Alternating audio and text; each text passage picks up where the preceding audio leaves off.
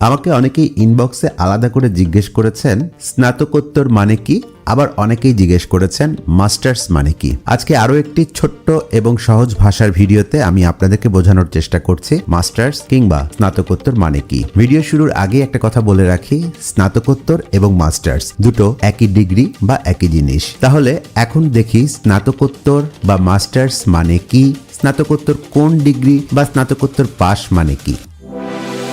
স্নাতকোত্তর হলো স্নাতক প্লাস উত্তর, অর্থাৎ স্নাতকের পরের ধাপ, মানে স্নাতক পাশ করার পরে আপনি যে ডিগ্রিটি অর্জন করবেন সেটি হচ্ছে স্নাতকোত্তর। স্নাতক কি? স্নাতক হলো কোন একটি কলেজ বা ইউনিভার্সিটি থেকে 3 বছরের ডিগ্রি পাস কোর্স যেটা আমরা বলি, অথবা 4 বছরের অনার্স, দুটোকেই কিন্তু স্নাতক বলা হয়। অর্থাৎ কোনো কলেজ বা বিশ্ববিদ্যালয় থেকে আপনি ডিগ্রি পাস কোর্স অথবা অনার্স কমপ্লিট করার পরে ওই সাবজেক্টে অথবা অন্য যে কোনো সাবজেক্টে 1 বছর কিংবা 2 বছর মেয়াদী যেই কোর্সটি কমপ্লিট করছেন বা যেই ডিগ্রিটি আপনি কমপ্লিট করছেন সেটাকে মাস্টার্স কিংবা স্নাতকোত্তর বলা হয়। তো আশা করি খুব সহজ ভাষায় আপনাদেরকে বোঝাতে পেরেছি স্নাতকোত্তর বা মাস্টার্স মানে কি। এরপরেও যদি আপনাদের মধ্যে কোনো কনফিউশন বা সন্দেহ থেকে থাকে তাহলে আমাকে কমেন্টে জানাতে পারেন এবং আমার চ্যানেলের সাথে থেকে আমাকে একটু সাপোর্ট করতে পারেন। ধন্যবাদ সবাইকে।